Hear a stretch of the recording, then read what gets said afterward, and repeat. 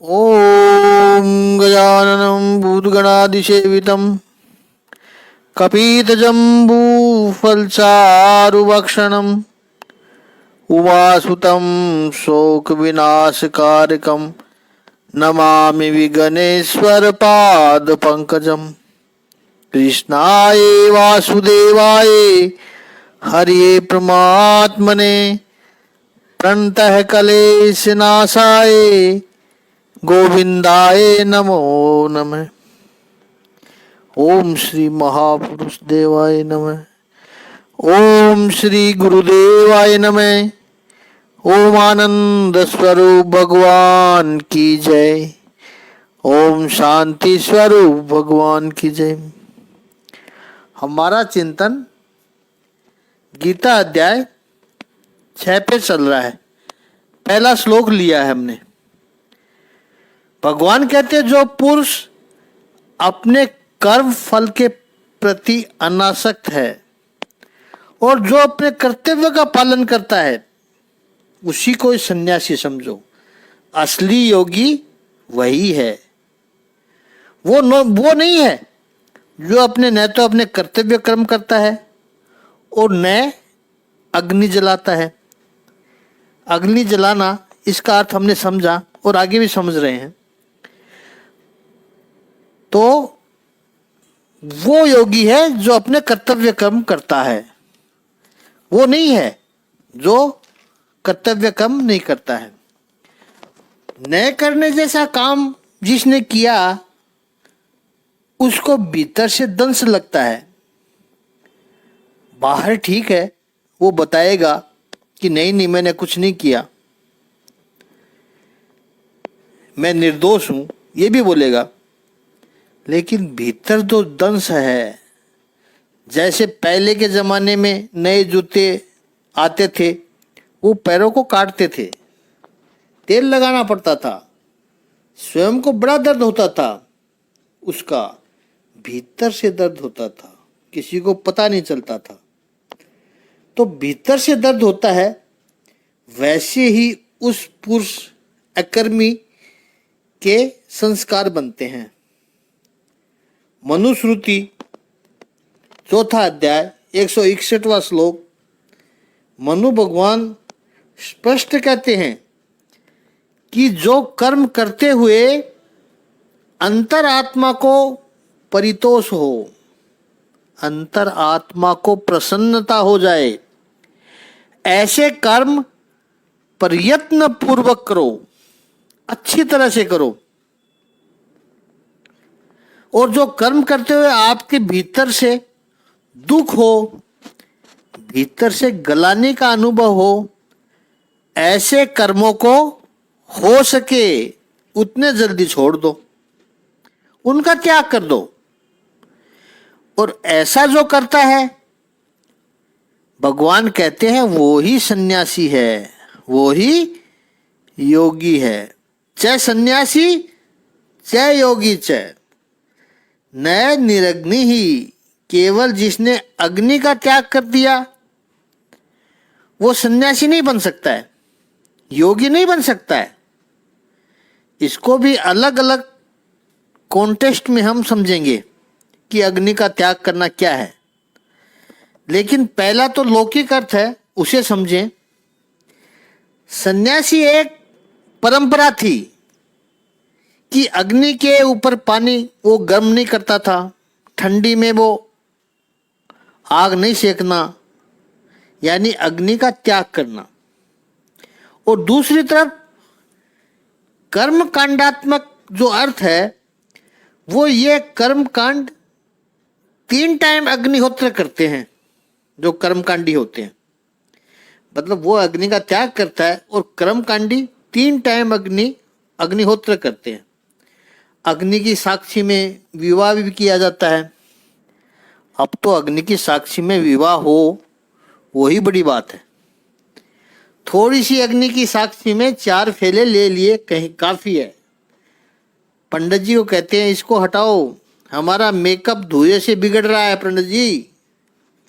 फिर उस अग्नि का क्या हुआ पता ही नहीं चलता है। आजकल तो विवाह होने के बाद लड़की यानी लक्ष्मी घर की घर ही नहीं जाती है, किसी होटल में ही जाते हैं, वहीं पर तो शादी हो रही है। मजबूरी भी है, घर छोटे हो गए लोगों के, ऐसी बात नहीं है। उस वक्त जब भगवान बात करे थे उस वक्त, तब अग्नि के साथ संपूर्ण जीवन का कनेक्शन होता था। लेकिन जब संन्यास आश्रम की दीक्षा लेते हैं तब वो सन्यासी अग्नि को छोड़कर चलता था, क्योंकि जब संसार के सारे बंधन छोड़े हैं तो फिर यह बंधन भी क्यों रखा जाए। निर्ग्रंथ हुआ है, वो ग्रंथ ही रहित हुआ है, तो यह बंधन भी नहीं चाहिए। केवल अग्नि छोड़ दिया तो क्या सन्यासी हो गए। लेकिन कर्मकांडी की दृष्टि से तो यही है कि जो अग्निहोत्र नहीं करता है वो सन्यासी है। वैदिक अर्थ यहां अग्नि का वेदांत क्या अर्थ लगाता है। छांदोग्य उपनिषद में कहा है कि पति पत्नी दोनों एक गृहस्थ आश्रम के रूप में एक यज्ञ करते हैं। छांदोग्य उपनिषद कहता है कि उसमें पत्नी यानी स्त्री जो है वो अग्नि है, और पुरुष क्या है, पुरुष है होता। होता यानी आहुति देता है, उसको बोलते हैं होता। पति पत्नी का समागम ये योगाग्नि है। वैदिक अर्थ यदि देखें तो इसी तरह जिसने संसार का त्याग किया, यानी ब्रह्मचर्य आश्रम, गृहस्थ आश्रम, वानप्रस्थ आश्रम, इसी क्रम में यदि चले तो फिर संन्यास आश्रम स्वाभाविक है। 3 का त्याग कर दिया, संन्यास में पहुंच गया। स्वाभाविक है, उसने कामनाओं का त्याग किया है। वो दाम्पत्य सुख नहीं भोगते हैं, उसने भी उस स्त्री रूपी अग्नि का त्याग किया। और यहां भगवान श्री कृष्ण कहते हैं कि ये स्त्री पुरुष संबंध का त्याग करने से संन्यास फलित नहीं होता है। निष्कामता, निष्कारणता नहीं है। निष्कामता निष्प्रयोजन भी नहीं है, निष्प्रयोजनता नहीं हो सकती। निष्कामता यह संन्यास का मुख्य लक्षण है। जब तक कामना नहीं जाती है, कामनाएं कई प्रकार की होती है। धन की कामना, पुत्र की कामना, और पुत्र की कामना बदल कर शिष्य में आ जाती है जब वो संन्यास लेता है। पुण्य की कामना आ जाती है संन्यास लेने के बाद में, स्वर्ग की कामना आ जाती है, और भी कुछ नहीं तो मुक्ति की कामना आ जाती है। तो किसी भी प्रकार की कामना हो, इस कामना रूपी अग्नि का जब तक परित्याग नहीं होता तब तक सही रूप में संन्यास फलित नहीं होता है, योग नहीं फलित होता है। निष्कामता ही योग और संन्यास का बीज है। निष्काम होना बहुत जरूरी है। डॉक्टर राधा कृष्ण ने बहुत सुंदर कहा है कि संन्यास और रिनंसिएशन यानी त्याग, ये छोड़ना दोनों अलग चीज है। भीतर की क्रिया है ये। संन्यास और त्याग ये भीतर की क्रिया है। त्याग का बाहर के शब्दों से कोई लेना देना नहीं है। यह एक आंतरिक मनोवृत्ति है। यह कैसे सिद्ध होती है? निरग्नि का एक अर्थ यह भी किया है कि कर्तव्य का त्याग जो कर दे उसे भी सन्यासी नहीं कहेंगे। सन्यास की ये संसार से विमुख धारा नहीं है।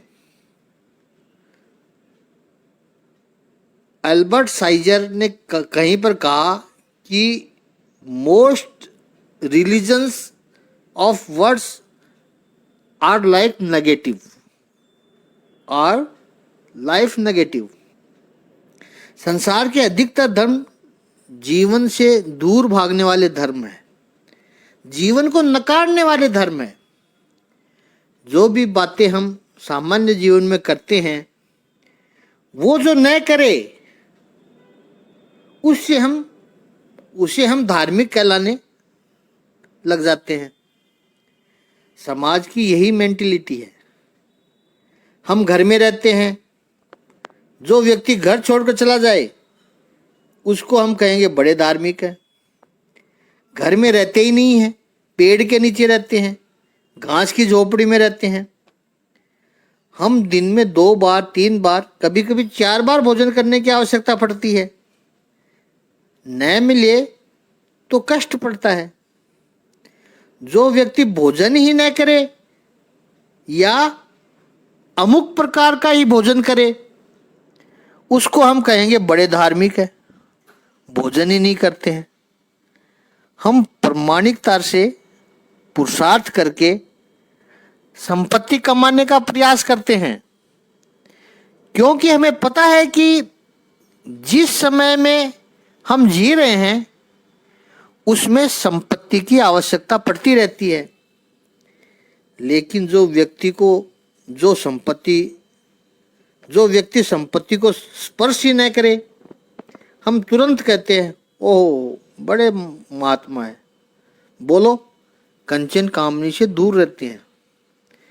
यानी हम जिस व्यक्ति से मिलते हैं उसके साथ एक इमोशनल बॉन्ड निर्माण होता है, भावनात्मक संबंध बन जाते हैं, एक संवेदना निर्माण हो सकती है। संवेदना जिसमें बिल्कुल न हो, वो कहेंगे हमें किसी से कुछ लेना देना नहीं है। ओहो बड़े महात्मा है, किसी से संबंध ही नहीं रखते हैं। देखा आपने, हम अच्छे अच्छे कपड़े पहनते हैं, जो बिल्कुल ही कपड़े न पहने या अमुक प्रकार के कपड़े पहने वो बड़े धार्मिक है। जो बात आप सामान्य रूप से करते हो वो बात न करें उसे आप तुरंत कह देते हो बड़े धार्मिक हो। ये लाइफ का नेगेटिव अप्रोच है। धार्मिकता इसमें नहीं है, संन्यास इसमें नहीं है। जो निष्क्रिय हो जाए, स्केपिस्ट हो जाए, वो संन्यास नहीं हो सकता है। इसीलिए तो प्रथम अध्याय में जब युद्ध का मैदान छोड़कर भागने की बात करता है अर्जुन, तो भगवान श्री कृष्ण कहते हैं अर्जुन, न तुझे इससे स्वर्ग मिलेगा, न तुझे इससे कीर्ति मिलेगी और ना ही प्रसिद्धि मिलेगी। ये तेरा जो निर्णय है वो अत्यंत अयोग्य निर्णय है अर्जुन। पलायनवाद जो है, एस्केपिज्म, ये कैसे धर्म हो सकता है? सन्यास में एस्केपिज्म की आवश्यकता नहीं है। सन्यासी तो निरंतर प्रवृत्तिशील होता है, एक्टिव होता है। सन्यासी के जीवन का एक एक क्षण, एक एक पल महत्वपूर्ण होता है। भगवत गीता में भगवान श्री कृष्ण हठ योग जैसी साधना की गरिमा नहीं करते हैं। सन्यास is the process of inner transformation. बाहर से कर्म छोड़ दे और भीतर से कर्मों की आकांक्षा रखें, भीतर से कर्मों की अभिलाषा रखें, वो सन्यासी नहीं है। कर्म छोड़ना तो बड़ा आसान है, आलसी व्यक्ति भी कर्म छोड़ सकता है। अरे ये तो सबसे सरल है कर्म छोड़ना, तो इसी से संन्यास हो जाता फलित, तो ये तो सबसे आसान है। एक दृष्टांत से समझे इस बात को कि एक व्यक्ति संसार से परेशान हो गया। वैसे तो सब कोई होते हैं, लेकिन सब कोई हिम्मत नहीं जुटा पाते। उसने हिम्मत जुटाई, कहा कि संसार छोड़कर चला जाऊंगा। न पत्नी कहा सुनती है, न संतान कहना मानते हैं, न कमा सकता है। कुछ कर्जा भी ज्यादा हो गया, मांगने वाले भी परेशान करने लग गए थे। अब कितना सहन करे व्यक्ति। उसने कहा इससे तो बेहतर है सब कुछ छोड़कर चलो। मुंड मुंडाया, पहुंच गया हरिद्वार। एक आश्रम में गया और वहां जाकर कहा कि हम सन्यासी बनना चाहते हैं। उन्होंने कहा ठीक है रहो, थोड़े दिन बाद देखेंगे। बहुत समय पहले की बात है, आजकल तो आश्रम भी सब 4 स्टार 5 स्टार होने लगे हैं। ये भी विकास की एक धारा है। लेकिन पहले तो किसी आश्रम में जाओ तो सबसे पहले यही पूछना पड़ता था कि क्या सेवा है मेरे लिए। महंत से या इंचार्ज से पूछना पड़ता था। चार्जेज नहीं होते थे, चार्ज तो आता ही नहीं था बीच में। केवल जाके इतना ही पूछते थे कि मेरे लिए सेवा क्या है। महंत जी ने कहा अभी आए हो, थोड़ा विश्राम तो कर लो। किसी अन्य सेवक को बुलाकर कहते थे कि इनको इनका कमरा दिखा दो, कमरे में जाकर विश्राम करो, स्नान करो, भोजन पाओ, उसके बाद में देखेंगे। शाम के समय पुनः महाराज जी के पास आकर कहता है महाराज जी मेरे लायक कोई सेवा बताओ। महाराज जी ने नहीं बताया। 2 दिन 3 दिन यदि सेवा न बताई जाए तो व्यक्ति समझ जाता था कि मेरी यहाँ पर आवश्यकता नहीं है और अपना सामान लेकर निकल जाता था। यदि सेवा नहीं करनी है तो आश्रम में रहने का मुझे अधिकार नहीं है। और सेवा नहीं बता रहे हैं, इसका अर्थ इनडायरेक्टली कहा जा रहा है कि तुम जा सकते हो यहाँ से। और वो चला जाता था वो व्यक्ति। महाराज जी ने उससे पूछा आप सन्यास क्यों लेना चाहते हो। उसने कहा बहुत परेशान हूं, संसार में अब रस ही नहीं रहा। तो महाराज जी ने कहा कि ठीक है चलो किचन में सेवा करो। और तो उसको कुछ बनाना तो आता नहीं था, तो उसको सेवा दी गई बर्तन मांजने की। अब आश्रम में तो सुबह दोपहर शाम भंडारा चलता रहे, बर्तन आते रहते थे। सारा दिन बर्तन मांजते रहो। 4 दिन में तो यह आदमी परेशान हो गया। सोचा इससे तो घर ही बेहतर था। पत्नी जरूर बर्तन मजाती थी, लेकिन चाय भी बनाकर पिला देती थी। यहाँ पर तो कुछ भी नहीं है। एक जोक याद आ रहा है कि दामाद अपने ससुराल गया, यानी अपनी पत्नी के मायके में गया, और अभी तो जाकर बैठे ही थे, भोजन किया। विवाह होने के बाद में 1-1.5-2 साल के बाद पहली बार ससुराल गया था वो। सपत्नीक वहाँ पर गया। ससुराल वालों में आनंद भी बहुत था कि दामाद जी आ रहे हैं, 2 साल से आए नहीं है। और अपनी बेटी भी वहाँ पर बहुत सुखी है। फ़ोन पर बातें होती रहती थी, तो कहती थी मैं यहाँ तो रानी की तरह रह रही हूँ, कोई चिंता मत करो, बहुत सुख है मुझे, रानी की तरह रहती हूँ। ऐसा बार बार बोलती थी वो, रानी की तरह रहती हूँ। दामाद जी को भोजन करवाया, भोजन के बाद बैठाया और ससुर जी ने कहा दामाद जी आप 1 हफ्ता रहने वाले हैं, बहुत आनंद आएगा यहाँ, बहुत आनंद होगा हमें भी। विवाह के बाद पहली बार 2 साल के बाद आए हो आप, बिल्कुल अपना घर समझ कर रहना। इतना जो ससुर जी ने कहा, इतने में तो दामाद जी सीधा चले गए किचन में जाकर बर्तन मांजने लगे। सासू जी कहती है, अरे अरे आप ये क्या कर रहे हो? सासू जी को कहता है, मैं घर समझ रहा हूं अपना, तो घर में जो काम करता हूं वो यहां भी करूंगा। आप भी रानी की तरह बैठे रहो जैसे मेरी पत्नी बैठी रहती है। तो ऐसे ही वो समझता था कि वहां सन्यास जाएंगे, आश्रम में रहेंगे, कोई काम वाम करना नहीं पड़ेगा। तो जो सन्यासी बनने आया था उसको तो लगा कि यहाँ आश्रम में तो काम करना पड़ता है, हर समय किचन में बर्तन की सेवा करनी पड़ती है। चौथे पांचवें दिन उसने आश्रम में किसी से पूछा, जो साथ में थे काम करने वाले लोग, उनसे पूछा, भाई यहाँ तो काम करना पड़ता है। वो कहता, हाँ हम सब लोग करते हैं, ये काम थोड़ी ही है, ये तो सेवा है, बड़े भाग्य से मिलती है।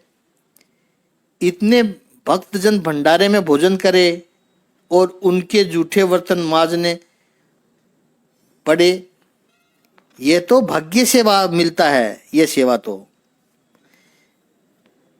वो मन में सोचे, ऐसी सेवा के लिए तो नहीं आया था मैं यहाँ पे। मैंने तो सोचा संसार छोड़कर चला जाऊंगा तो अच्छा होगा, सुबह दोपहर शाम खाएंगे पिएंगे ऐश करेंगे और क्या, ऐसा सोचा था। और ये सब करना पड़ रहा है। तो उन लोगों ने कहा, आप हम सबको देखो, सब लोग सेवा कर रहे हैं, जो जो अपनी पसंद का कर्तव्य है वो सब कर रहे हैं, जिसको जो आता है वो कर रहा है, वो सारी सेवा कर रहे हैं। कोई बाग की सेवा कर रहा है, कोई खेत में सेवा कर रहा है, कोई गौशाला में सेवा कर रहा है, सब लोग सेवा में लगे हैं। उस व्यक्ति ने कहा, लेकिन वो गद्दी पर बैठे हैं महाराज जी, वो कोई सेवा नहीं करते हैं, 5 दिन से मैं तो उन्हें बैठे ही देख रहा हूं। सबने कहा, अरे तू क्या बोल रहा है, वो तो बड़े महाराज जी हैं, गुरु जी हैं, हम सब उनके शिष्य हैं, चेले हैं हम सब उनके, वो सेवा नहीं करते हैं, उनकी सेवा करने के लिए हम हैं, उनसे कोई सेवा ही नहीं करा सकते हैं। वो कहता, अच्छा जो चेला है शिष्य है वो सेवा करता है, और गुरुजी जो है उनको सेवा नहीं करनी पड़ती है। हाँ वो तो महामंडलेश्वर है, महाराज जी है, गुरुजी है। उसने उनसे कहा, पूछा कि ऐसा नहीं हो सकता कि उनके बाजू में एक और मेरी गद्दी भी लग जाए, उनको बड़े गुरुजी कहो आप, मुझे छोटे गुरुजी कहना। प्रिय सज्जनों, इस संसार में सबको गुरु बनना है, किसी को भी शिष्य नहीं बनना है, सेवा नहीं करनी है। कर्म न करना पड़े, कर्म ही छोड़ दो। ऐसा तो आलसी व्यक्ति भी छोड़ सकता है, भगोड़ा व्यक्ति भी छोड़ सकता है, इसे हम सन्यासी नहीं कह सकते हैं। कर्म करके फल मिलता हो तो फल के लालच में हम संसारी बनते हैं, और फल की अभिलाषा छूटी तो कर्म भी छोड़ देते हो।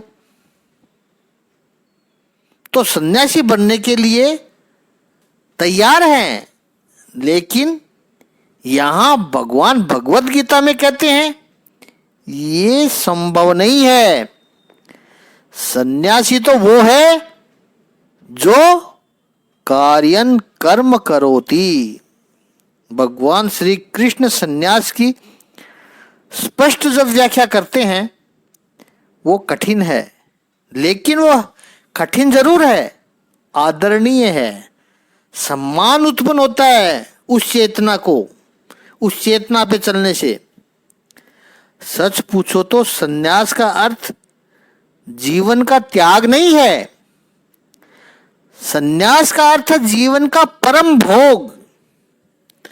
सन्यासी व्यक्ति जो जीवन का आनंद लेता है ऐसा तो संसारी व्यक्ति भी नहीं ले सकता है। संसारी व्यक्ति तो केवल सुख के किनारे कुछ अपने पैर भिगो लेता है, बस छमछमिया कर सकता है किनारे किनारे। लेकिन सन्यासी उस आनंद के महासागर में डूब करके परम आनंद के मोती पाता है। इसलिए सन्यास की जब दीक्षा हो जाए फिर उसके नाम के आगे भी लगता है आनंद, रामानंद, कृष्णानंद, शिवानंद, विवेकानंद, आनंद ही आनंद। संसारी का तो नाम भी होगा आनंद तो भी चेहरा लटका ही रहता है, माने कस्टर्ड ऑयल पिया हुआ हो। सन्यासी आनंद में होता है, क्योंकि संसार का भोग वो जिस तरह से करता है अनअटेच्ड रह करके, याद रखना है कि संसारी व्यक्ति सुख कहां ढूंढता है? उसके फल की आकांक्षा करना।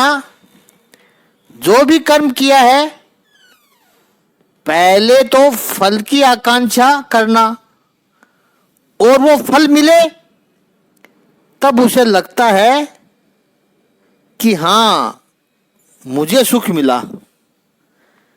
लेकिन सृष्टि का सिद्धांत है कि फल की अभिलाषा की तुष्टि हुई नहीं है कभी। जब तक फल नहीं मिलता है तब तक लगता है कि फल मिलेगा, फल मिलेगा, लेकिन तृप्ति नहीं मिलती है और अपेक्षा बढ़ेगी। वो खुजली जैसा है, जितना खुजलाओगे और बढ़ेगा रोग, अपेक्षाएं और बढ़ेगी। एक अपेक्षा पूरी हो गई, दूसरी उससे बड़ी अपेक्षा खड़ी हो जाएगी।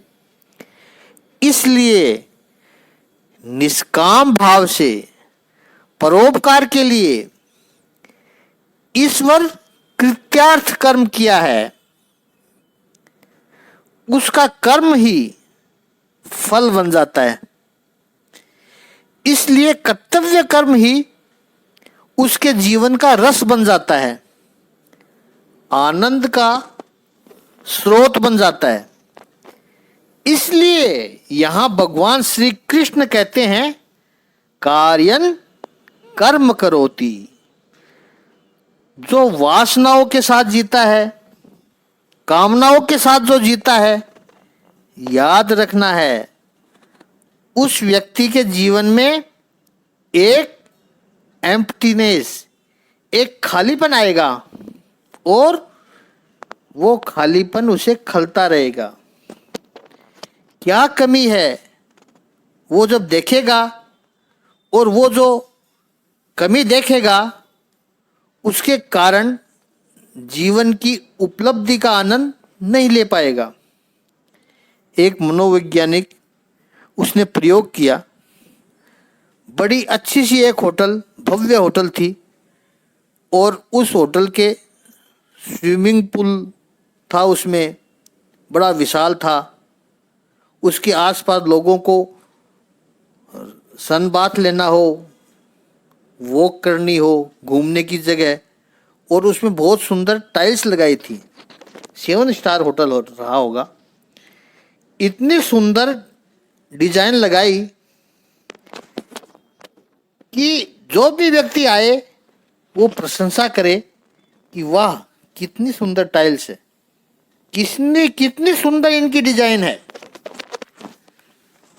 जितना सुंदर बनाया है, 15-20 कदम चले और एक जगह पे उसने एक टाइल्स छोड़ दी थी, नहीं लगाई थी।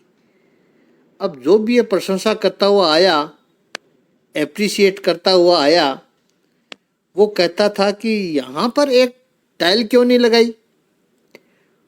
और एक बार वो टाइल नहीं है वो देखा, उसके बाद उसने सर्वे किया कि अभी तक जो इतनी अच्छी डिजाइन देखी थी उस सब का आनंद चला गया, और उसके बाद में भी जो और अच्छी डिजाइन है उनको भी वो अप्रिशिएट नहीं कर सकता था। अब उसके मन में एक जगह पर जो टाइल नहीं है वो बैठ गया। डेनिस प्रेगर ने इसके लिए साइकोलॉजी में कहा द मिसिंग टाइल्स इन रो। उसने इस पर बहुत संशोधन किया कि जीवन में अधिकतर लोग दुखी हैं, लेकिन उनका कारण यह नहीं है कि उनके पास कुछ कमी है। सब कुछ होते हुए भी व्यक्ति दुखी है। क्यों? उनके पास कमी है ऐसा नहीं है, उनकी नजर कमी पर ही टिकी रहती है, कमी पर ही टिकी हुई रहती है। द मिसिंग टाइल्स इन रो। आप देखना, मुंह में 32 दांत है और सारे दांत यदि हो अच्छे तो आपको पता भी नहीं चलेगा कि मुंह में दांत जैसी कोई चीज भी होती है। सारे काम हो रहे हैं आपके, लेकिन इन 32 में से एक दांत यदि दर्द करता रहा हो तो ये जीभ बार बार उसी दांत के पास ही जाएगी। ये तो अभी का अनुभव है हमारा। क्यों जा रही है? 31 तो सही है, एक ही तो दर्द कर रहा है, शांत बैठ। लेकिन वो जीभ शांत नहीं बैठ सकती है, नहीं, वो दर्द कर रहा है, दांत उसी की तरफ जीभ जाएगी, बार बार जाएगी, पूरा अटेंशन उसका वहीं पर ही हो जाएगा। मिसिंग टाइल्स इन रो, ये सिद्धांत लागू होता है। परमात्मा ने जो जीवन दिया है वो बड़ा परफेक्ट जीवन है। प्रत्येक व्यक्ति के रूप में जहाँ भी जिस स्थिति में हम हो, हाँ, प्रगति के लिए पुरुषार्थ करो, अच्छी तरीके से अपने गोल लाइफ में सेट करो और उस गोल को प्राप्त करने के लिए पुरुषार्थ करो। लेकिन जो स्थिति में हो उसको एंजॉय करना मत भूलो। एक गंतव्य के लिए आप यात्रा करना अद्भुत है। आप यात्रा कर रहे हो, but don't forget the enjoy to journey. ये यात्रा अद्भुत होगी एक मंजिल को पाने के लिए, लेकिन यात्रा के आनंद को नहीं भूलना है। अहमदाबाद से मुंबई आप ट्रेन में चले हो, 8 घंटे का प्रवास है। मुंबई पहुंचना है, बहुत अच्छा काम है। मुंबई में आकर के जो काम कर रहे हो अपना काम करना, लेकिन इन 8 घंटे की जर्नी के अंदर के आनंद को मत भूलो, क्योंकि जीवन एक यात्रा है। हम इसका एंजॉय लेना भूल जाते हैं। ये होगा तो मजा आएगा, ये होगा तो अच्छा होगा। इतने दूर दूर के डेस्टिनेशन रखते हैं हम। इकलौता बेटा है, बस उसका ब्याह हो जाए फिर शांति। लो, हो गया ब्याह, शांति कितने लोगों को मिली? अरे बेटा बड़ा हो रहा है, उसका भी तो एंजॉय करो। वो छोटा है तभी रट लगा रखी है, इसकी बहू आएगी तब शांति मिलेगी। एंजॉय कीजिए। Missing tiles. आगे का चिंतन कल करेंगे। पहले श्लोक पर थोड़ा चिंतन अच्छा हो जाएगा तो आगे के श्लोक समझने में बड़ा आराम हो जाएगा। इसलिए थोड़ा सा और चिंतन बचा, उसके बाद कल दूसरा श्लोक लेंगे।